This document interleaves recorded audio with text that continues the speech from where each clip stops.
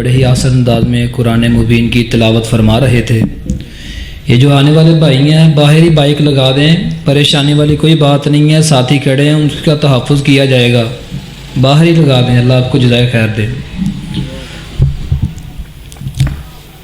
اب میں چند منٹ کے لیے ہمارے علاقے کے مسجد کے خطیب ہیں اور الحمدللہ کے فضل سے بڑا کام کر رہے ہیں، میں ان کو دعوت دوں گا کہ وہ مختصر وقت کے لیے آئیں۔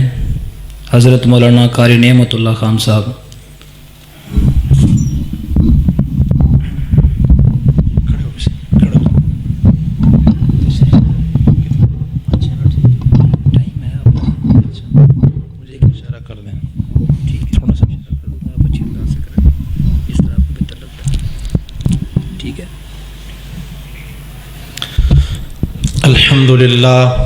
الحمد للہ وحدہ لا شریک لہ ولا وزیر لہ ولا مشیر لہ واشہد ان محمدا عبدہ ورسولہ ارسلہ بالحق بشیرا ونذیرا وداعیا الی اللہ باذنہ وسراجا منیرا۔ اما بعد فاعوذ باللہ من الشیطان الرجیم، بسم اللہ الرحمن الرحیم۔ الحمد للہ الذی انزل علی عبدہ الکتاب ولم یجعل لہ عوجا، صدق اللہ العظیم۔ میرے محترم دوستوں اور بھائیوں، سب سے پہلے ہم اللہ وحدہ لا شریک لہ کا شکریہ ادا کرتے ہیں کہ اللہ تعالیٰ نے اس فتن دور میں اور اس مصائب اور مشکلات کے دور میں ہمیں مختصر سے وقت کے لیے دین کی فکر کے لیے، دین کی اللہ کی وحدانیت اور دروس قرآن میں سننے سنانے کے لیے جمع فرمایا۔ اس دور میں قرآن کے دروس کو عام کرنا یہ ایمان کی علامات ہے۔ اس فتنے کے دور میں، اس مصائب کے دور میں، اس شرک اور بدعات کے اندھیروں میں اللہ کے قرآن کی وحدانیت، اللہ کی وحدانیت کی آواز لگانا یہ ایمان کی علامات ہے۔ تو اس پر اللہ کا ہم شکر ادا کرے کہ اللہ تیرا شکر ہے کہ آپ نے ہمیں ایسا ماحول مہیا کیا جہاں پر نہ قصے، کہانیاں، خواب، جھوٹی روایات، ایسی باتیں نہیں، صرف اللہ کا کلام، نبی کا فرمان سنایا جاتا ہے، اور یہ ایمان کی علامات ہوتی ہیں۔ ذالک من فضل اللہ، یہ ہم پر اللہ کا فضل ہے، اللہ کا احسان ہے۔ اشتہار میں سامنے لکھا ہوا ہے دروس قرآن، درس قرآن، قرآن کے دروس کو عام کرنا۔ ہر جگہ میں مساجد ہو، خانقاہ ہو، مدارس ہو، گلی ہوں، کوچیاں ہوں، جہاں پہ جگہ ملے وہاں پہ اللہ کے قرآن کو عام کرنا۔ سب سے پہلے ہم تھوڑا سا دیکھتے ہیں کہ یہ کتاب کس کی ہے۔ یہ کسی عام آدمی کی لکھی ہوئی نہیں ہے، کسی بشر کی کتاب نہیں ہے۔ پہلے سپارے میں ہے ذالک الکتاب لا ریب، اشارہ ہے ذالک کے ساتھ کہ اس کتاب میں لا ریب نہیں ہے، شک نہیں ہے، ہدایت سے بری ہوئی کتاب ہے۔ ہدایت اس کے اندر ہے، نور اس کے اندر ہے، ایمان اس کے اندر ہے، اخلاقیات کا بن جانا اس کے اندر ہے، معاشرے کا بن جانا اس کے اندر ہے، لوگوں کے اندر اتفاق، اتحاد، محبت کا آ جانا اس کے اندر ہے۔ ھدی للمتقین، ایمان والوں کے لیے ہے۔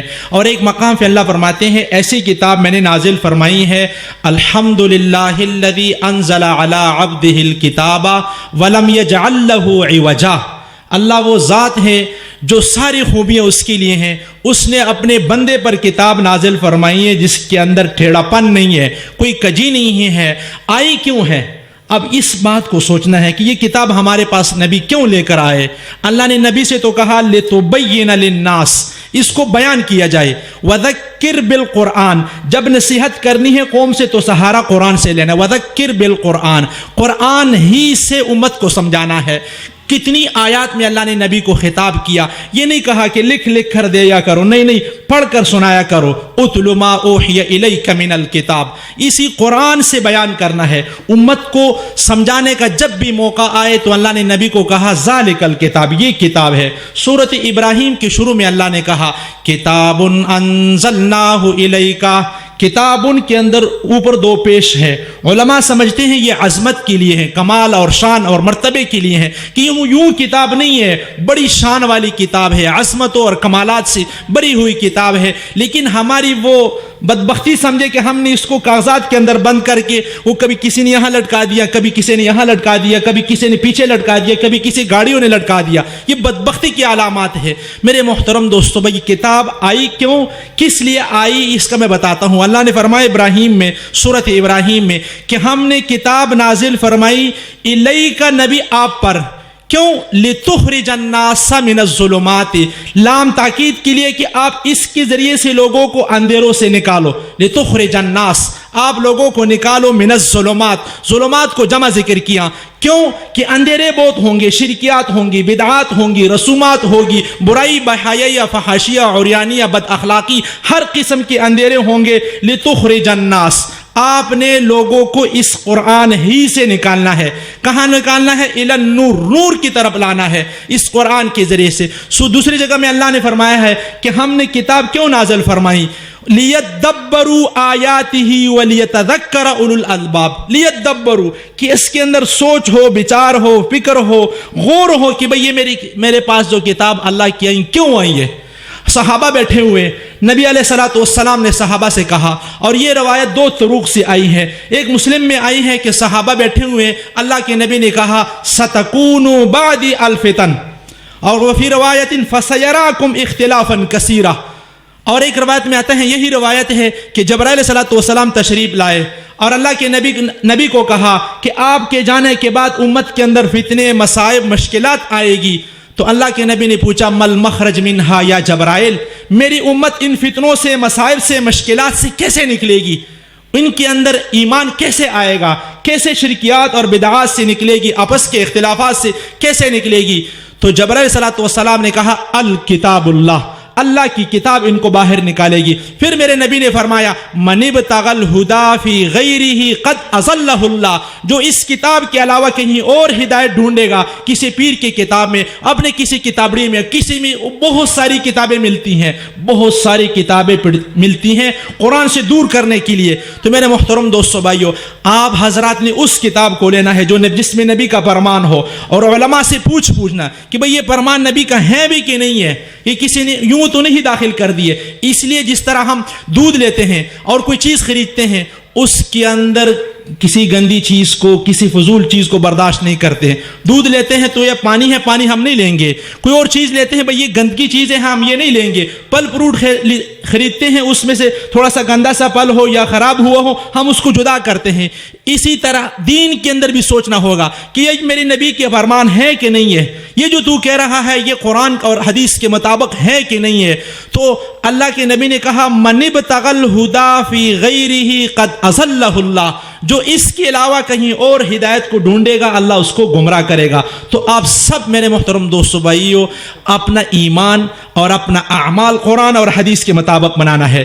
اب میں تھوڑا سا آگے بڑھتا ہوں کہ اللہ تعالیٰ نے یہ کتاب خود نازل فرمائی ہے, تنزیل من رب العالمین, اس کو نازل کرنے والا رب العالمین ہے. نزل بہ الروح الامین, اس کو لانے والا جبرائیل امین ہے, جس کی صفت امانت دار ہے. مشرکین مکہ نے اعتراضات کیے ہیں کہ بھئی آپ کے پاس جو فرشتہ آتا ہے اس خیانت دار ہے, اس نے ہمارے بہت سارے ملکوں کو, ہمارے دوسرے بہت سارے علاقوں کو اس نے تباہ اور برباد کیا, ہم اس کی بات کو نہیں مانتے ہیں, یہ خیانت کرتا ہے, اپنی طرف سے داخل کرتے ہیں. تو اللہ نے خود جبرائیل امین کی امانت والی صفت کا تذکرہ کیا کہ نزل بہ الروح الامین. اچھا, یہ کتاب آئی کہاں پر؟ یوں ہی عام بندے پر نہیں آئی, علی قلبک, اللہ نے کہا ہے نبی تیرے دل پہ اتارا. کون سا نبی؟ جو امام الانبیاء ہے, سردار الانبیاء ہے, امام البشر, سید البشر.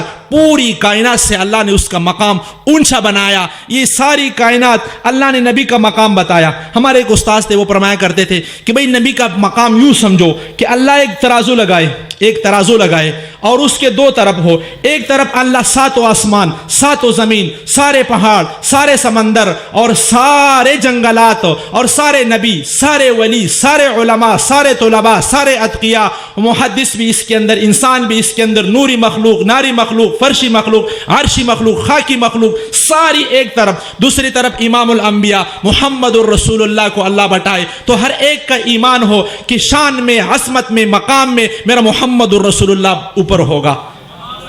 اور صحابہ نے, ایک صحابی ہیں, اللہ کے نبی سے پوچھا کہ آپ کو نبوت ملنے سے پہلے نبی ہونے کے کچھ اشارات ملے تھے؟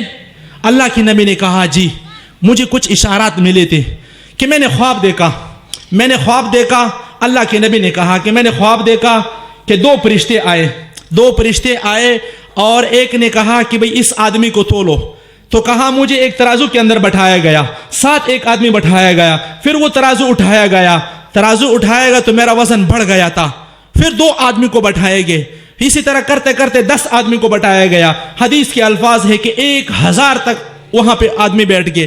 اللہ کے نبی نے اس وقت کہا کہ جب میں نے اوپر دیکھا کہ اتنے سارے لوگ اوپر گئے، وہ ترازو اٹھایا گیا، جب اٹھایا گیا تو سارے لوگ اوپر گئے، مجھے خوف محسوس ہوا کہ ان میں سے کوئی گرے گا تو میرے اوپر گرے گیا۔ تو میرے محترم دوستو بھائی، نبوت سے پہلے یہ اشارات کا ملنا کہ مقام میں، مرتبے میں، شان میں محمد اللہ سب سے اعلیٰ ہے، یہ اس اعلیٰ نبی کے اعلیٰ دل پہ اترا۔ اللہ نے کہا علی قلبک، اے نبی تیرے دل پہ اترا۔ علی قلب کیوں؟ لتکون من المنذرین، کہ آپ اس کے ذریعے سے لوگوں کو ڈرائے۔ اچھا یہ آیا کون سی زبان میں؟ اللہ نے قرآن مجید میں کہا کہ یہ کون سی زبان میں آیا؟ عربی مبین، یہ واضح عربی میں آیا۔ ہمارے مولوی اس کو لکھتے ہیں 1 2 3 4 5 6۔ ہمارا یہ اکثر علماء سے اس میں بحث مباحثہ رہتے ہیں کہ بھئی اللہ نے تو قرآن عربی میں نازل کیا، انا انزلناہ قرآنا عربیا، صریح الفاظ ہے، واضح الفاظ ہے، آپ نے اس کو چینج کیوں کیا؟ آپ نے 1 2 3 میں لکھ کر کسی کے گلے میں لٹکا دیا، کسی کی کہاں پہ لٹکا دیا۔ تو یہ قرآن آیا ہے میرے محترم دوستو بھائیو عربی زبان میں، اللہ کے نبی کے دل پہ اترا۔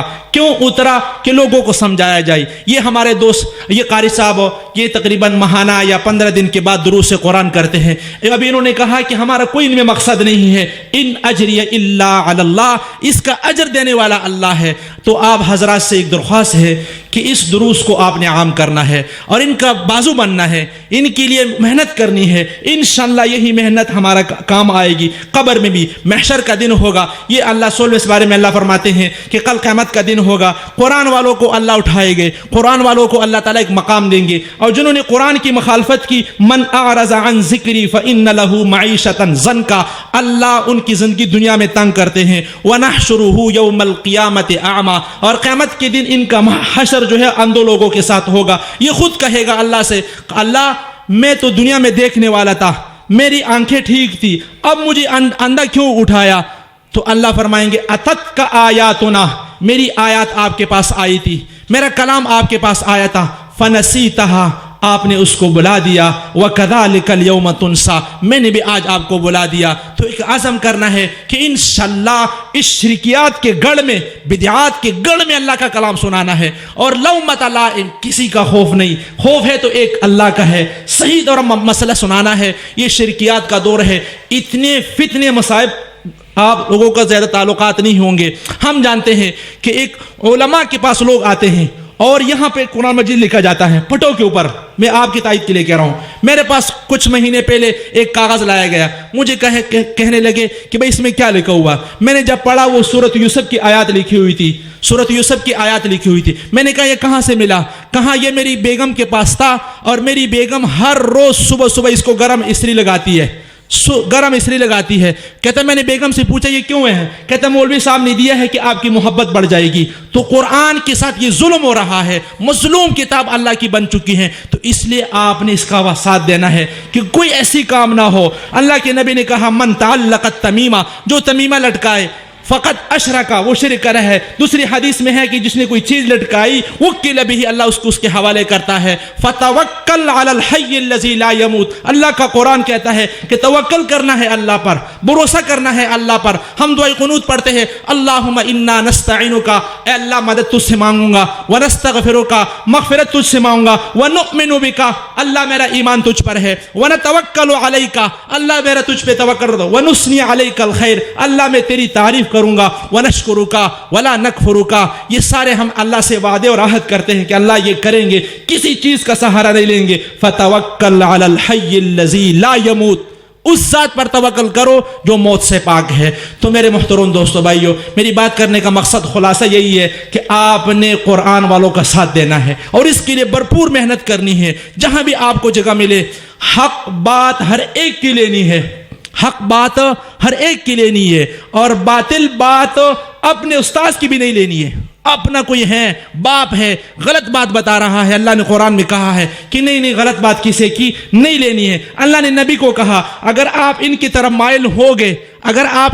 مائل ہوگے, وہ آیات میری ذہن میں نہیں ہے, اللہ نے نبی کو کہا اگر آپ نے ان کی طرف تھوڑے سے جھکے تو آپ ہلاکت میں پڑ جائیں گے, آپ کو نقصان پہنچ جائے گا. تو اس لیے میرے محترم دوستو بھائیو, حق بات جہاں سے ملے اس کو تولو قرآن اور حدیث میں. اگر قرآن اور حدیث یہ ہم اپنا یہ دماغ یوز کرتے استعمال کرتے ہیں تو تھوڑا سا قرآن اور حدیث میں استعمال کرے کہ بھئی یہ حق ہے کہ نہیں, اگر حق ہے تو اس کو لو, ورنہ اگر باطل ہے تو چھوڑ دو. تو اس لیے آپ حضرات سے درخواست یہی ہے کہ آپ نے ہمارے ان دوستوں کا ساتھ دینا ہے. وآخر دعوانا ان الحمد للہ رب العالمین.